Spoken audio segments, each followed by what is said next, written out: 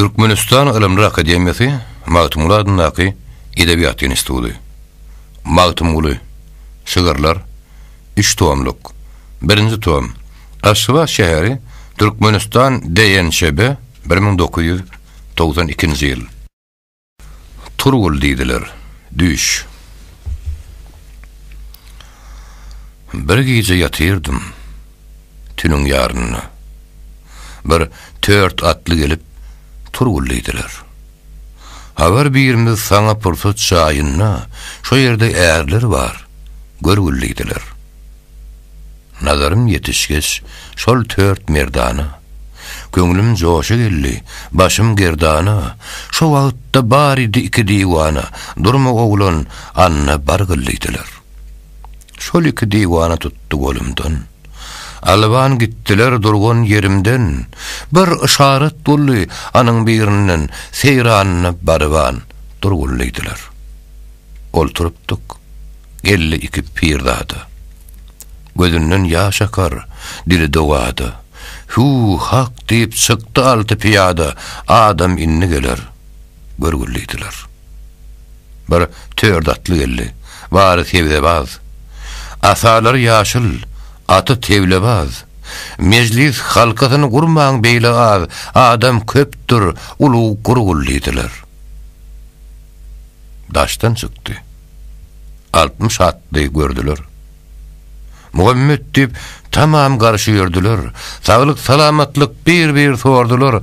Durmaň ulu jaýa ýörgüllýdiler. Bir atyň ardyna meni berdiler. Seyranna şu jaýa baryp durdular. Tamam olturdular, meclis kurdular. Oğlun, maňa arak ýergellýdiler. Aladyr diýdiler, tuttu destimden. Borýa düşegimi Allah assymdan. Men bilmedim, bir zat goýdy üstümden, ýolgun döwranlar. Sürgüllýdiler. Haydardan soradym. Barça at. Hazreti Peygamber odur bolmaýat. Ol Selim hozadır, ol Baba Zürriyat, ol Veysel Karadır, bilgiliydiler. Ol Bahaveddin'dir, ol Ömer Erdir. Bir zengi baba, odun namdardır. Ol süýünşip duran 4 şaryardır, maksadyň ne bolsa aýtgyllydylar. Şu wagtda duran 2 şeýhi şap, bu ogluna pata beriň diýdi sap. 124.000 enbiya ishab bardy şolardyr, bilgiliydiler. Resulullah aýdy: "Ya Şah Merdan, ya Selim hoja, ya Baba Selman, Ebu Bekir Sıddyk, ya Ömer Osman." Bu gulnyň maksadyny belgiliydiler. Selim, Baba Selman buyurdu merdi.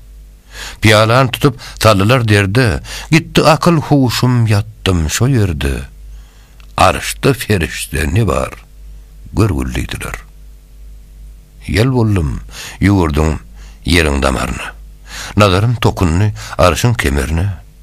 Cebrut älimine jerir saryna gelip ýödüň garap görgülliydiler. Näge hyýal etsem, ele getirdim. Kayda baksam ona nazar yetirdim. Bu hal ile men parahat yatırdım, yüzüme tükürüp tur gulliydiler. Resulullah aýdy: "Eshaplar ýörüň.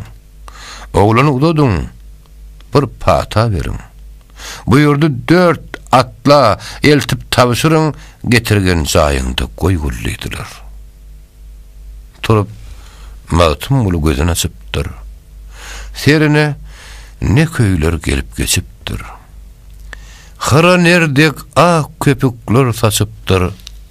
Oğlun, Allah yarın bargıllıydılar.